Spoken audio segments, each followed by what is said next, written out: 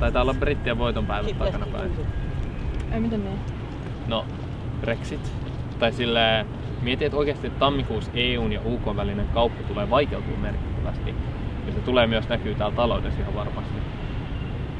Joo, mut ton voidaan korjaa kauppasopimuksella. Tai mä en ainakaan jaksaisi uskoa, että se tilanne, joka alkaa tammikuussa, jatkuisi loputtomia. No joo, mut sit samaan aikaan ei kuitenkaan kauppasopimus korvaa sisämarkkinoilla olemista. Tai silleen on ihan taloustieteellinen fakta, että maat käy enemmän kauppaa niiden maiden kanssa, jotka on niitä maantieteellisesti lähempänä, eli UK:n tapauksessa kaikki EU-jäsenvaltiot. Ja tammikuussa tämä kauppa tulee vaikeutuu merkittävästi, niin britit tekee karhunpalveluksen itselleen lähtemällä unionista. Joo, siis onhan toi totta, mutta ei Brexitissä ollut Briteille kysymys taloustieteellisistä faktoista, vaan kansallisesta autonomiasta. Ne halusi enemmän kontrollia niiden kohtalosta ja mitä saa sitten. No joo, mutta silleen musta tuntuu, että samaan aikaan kun ne äänesti Brexitin puoleksi, niin ei ne miettinyt sitä taloudellista haittaa, mikä siitä oikeasti tulee aiheutuu. Et silleen musta tuntuu, että Suomessa se hyöty EU tunnistetaan paremmin. Et etenkin, ja siis sehän on ihan valtava hyöty, että mehän saadaan sisämarkkinoilla oleminen on viimeisten laskelmien mukaan joku 13 miljardia nettona vuositasolla. Joo, siis EU voi olla hyödyllinen sisämarkkinoiden takia. Mutta jos me mietitään esimerkiksi euroa, niin sehän ei ole läheskään 1%. Otetaan esimerkiksi vaikka Euroopan keskuspankki. EKP-politiikka on kasvattanut varallisuuseroja ja finanssikriisin jälkeen kesti melkein 10 vuotta päästä takaisin kasvutielle euroalueella. Mutta onko se euron vika, että euromaat on, niillä on kestänyt kauan saada talouskasvua aikaan? No siis ainakin osin.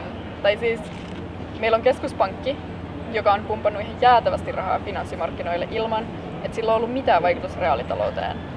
Tai siis se, että EKPn prioriteetti on inflaatiokurissa, on esimerkiksi täysin kestämätöntä Suomen työttömyyslukujen kannalta. Plus EU-maille, jotka ei kuulu euroon, menee paljon paremmin kuin EU-maille, jotka kuuluu euroon. No joo, mutta sitten samaan aikaan, jos vaikka otetaan tämä Suomen työllisyysluvut, niin jos mietitään vaikka suomalaisten palkkoja, niin okei, 2010-luvulla ne ei ole noussut niin paljon kuin olisi ehkä haluttu, mutta se johtuu ihan puhtaasti siitä, että me ei olla toivottu finanssikriisistä tarpeeksi nopeasti. Palkkoja ei ole ollut yksinkertaisesti varaa nostaa. Ja sitten lisäksi, jos niitä palkkoja olisi ollut varaa joustaa alun perin, kun kriisi iski, niin ei meidän työttömyysluvut olisi kasvanut niin paljon kuin ne kasvoi. Et jos sä katsot vaikka Ruotsia ja Saksaa, niin niillä on joustavammat työmarkkinat ja niillä menee aivan loistavasti. No mut siis Ruotsihan, eikä mikään muukaan pohjoismainen hyvinvointivaltio edes kuulu euroon. Tai siis nykytilanteessa sen sijaan, että meillä olisi oma valuutta, joka kriisitilanteessa pystyisi joustamaan, ja me pystyttäisiin säilyttämään meidän ulkoinen kilpailukyky, niin sä haluaisit, että me alennettaisiin ihmisten palkkoja. Tai siis toi on ihan kestämätöntä. Et siis me tiedetään ihan hyvin, että jos me alennetaan ihmisten palkkoja kriisitilanteessa, niin se vähentää kokonaiskysyntää ja vaan syventää ahdinkoa entisestään. Et esimerkiksi Saksassa, niin Hartz-reformi johti siihen, että ihmisten palkat aleni ihan järjettömästi. Ja tällä hetkellä jotkut joutuu tekemään 2 työtä elättääkseen itsensä.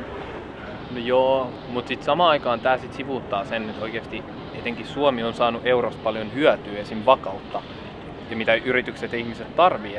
Mieti vaikka 90-luvun lamaa, että se miksi se oli niin tuhoisa kuin se oli, että koska ihmisillä oli ulkomaalaisia valuuttaluottoja, ja sitten kun markka devalvoitiin, niin niiden korot räjähti käsiin.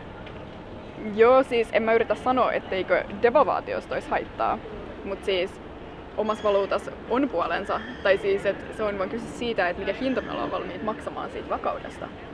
Että silleen... Niin. Kannatatko sä eurosta eroamista, EU-eroa, fixittiä? No ei me tietenkään kannata EU-eroa. Tai siis eurosta mä en ole niin varma. Mä mieluummin näkisin, että nämä eurosta johtuvat ongelmat fiksattaisiin. Koska EU on loistava projekti ja mä kannatan sen perusarvoja vahvasti, mutta siis musta tuntuu, että euro on uhka sillä. Tai siis me voitaisiin esimerkiksi korjata nämä euron aiheuttamat ongelmat tekemällä EU:sta liittovaltio, mutta sitten taas Suomen kaltaiset maat ei ikinä hyväksy sitä. Niin, tai siis sehän just se ongelma on, että ei Pohjois-Euroopan maat luota Etelä-Euroopan, Italian ja Kreikan kaltaisiin maihin tai niiden taloudenpitoon. Mietin vaikka, eikä ilman syytä, että mietin vaikka Kreikan velkakriisiä. Senhän takia tätä koko elvytyspakettiakin vastustettiin myös sen takia, että ei Saksan kaltaiset maat halua ottaa yhteistä velkaa, jota ne sitten joutuu maksaa suhteettomasti. Joo, mutta se on euron syytä nimenomaan, että me tarvitaan tätä tulonjakoa. Koska euro ei johtanut näiden heikkojen talouksien voimistumiseen niin kuin sen piti alun perin. Ja siis EKP:n rahapolitiikka on aina suosinut Saksaa. Ja sitten vielä kaikki saksalaiset poliitikot kehtaa väittää, että se on näiden heikkojen talouksien syy ja että ne tuhlaa liikaa. Joten tämä on mitä mä tarkoitan sillä, että euro on uhka EUlle, koska se nakertaa valtioiden välistä luottamusta ja on oikeasti uhka yhteiselle eurooppalaisen identiteetille.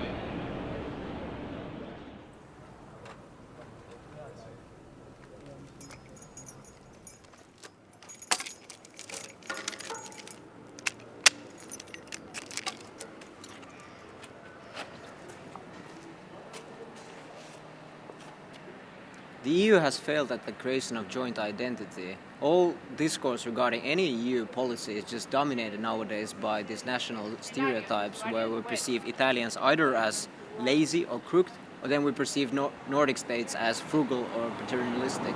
Yeah, that is sadly true, but I think it's really missing the very nature of the European Union. As a reaction to the horrors of the 28th century, first 6 and now 26 states came together to overcome exactly this nationalistic thought. So I think the story of the European Union really is the balance between the plurality of cultural identities and shared common values. And it's crucial to understand this not as a contradiction, but as the very nature of the European Union. I mean, I'm not denying the fruits of European cooperation, but I think there's the solidarity within the EU just right now non-existent. For example, I want to see more European cooperation, but I think I have all rights to be skeptic about why Finnish taxpayer money has to be used to save Italian banks. Yeah, that's true. And I think the framing you present is the very problem that we're looking at. If Finland Turku feels like that Brussels decides that his taxpayer money should go to Silva Berlusconi/left Prada suit pocket, then this just shows that we're lacking an inter-European discourse. If we leave the European Union to be merely an economic area without a proper public sphere, how can we expect European citizens to move beyond economic egoistic thinking towards European understanding and solidarity? So yes, we need more Europeans to encounter each other besides Euro 2020 or the Eurovision Song Contest. Fair, I totally agree, but in that case we need to start reshaping EU democratic decision-making processes, because the problem right now is that EU is anything else than a democratic institution where, in a utopian sense, European citizens come together in solidarity to deliberate on a common issues. No, the reality right now is that the Commission is the only body that has the right to initiate directives, and they are anything else than a democratically selected people. What do you mean? I mean, they have no political accountability. For example, think like nobody voted von der Leyen into power. It was her being in power is a result of Macron's and Merkel's compromise, in which no European citizen had any say, especially those of smaller states. So the situation right now is that if you don't like their policies, well, too bad for you. Well, indeed, the European citizens did not vote for von der Leyen, but their elected representatives in the European Parliament did. However, yes, I must acknowledge that there's a lack of transparency in the appointment of the executive, like the European Commission. So I think we really should strengthen the European Parliament's power.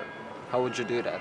So first of all, I think that the European Parliament should commit themselves to the Spitzenkandidaten process, which is the process that each party presents one of their candidates to be their top candidate, which is their choice for the Commission election.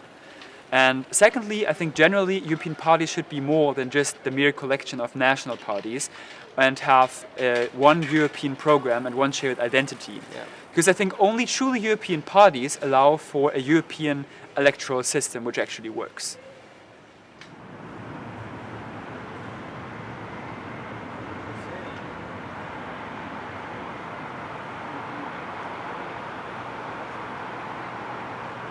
So what you're saying is that we have this choice between two evils. So either we choose pan-European elections where the voice of smaller nations is going to be drowned out by the masses of French and German votes, or then we select the technocratic commission where the voice of all European citizens is drowned out as the choir of lobbyists sings louder.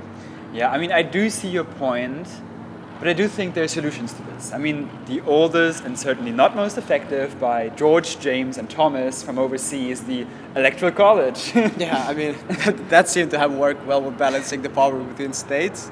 No, I agree that there's ways of solving that problem, but I think just in general we have a false dichotomy about how we speak about the EU. So either it's losing national autonomy to Brussels, or then it's preserving the national autonomy. But if you think about it, like, if EU would not exist, all European states on their own would have much less say in the world politics, which is dominated by these superpowers like China or Russia, who seek for every sort of opportunities to reshape the world politics or to dominate smaller states. Or a world where the European states cannot rely anymore on the US, for example. So I think smaller states like Finland, or even bigger states like Germany, actually have more say in world politics and thus more autonomy by coming together. Let's take for example the opinion of Finns on climate change. That would have, on its own, Finns would have absolutely no substantial power in the world politics by being part of this bigger entity, the Union.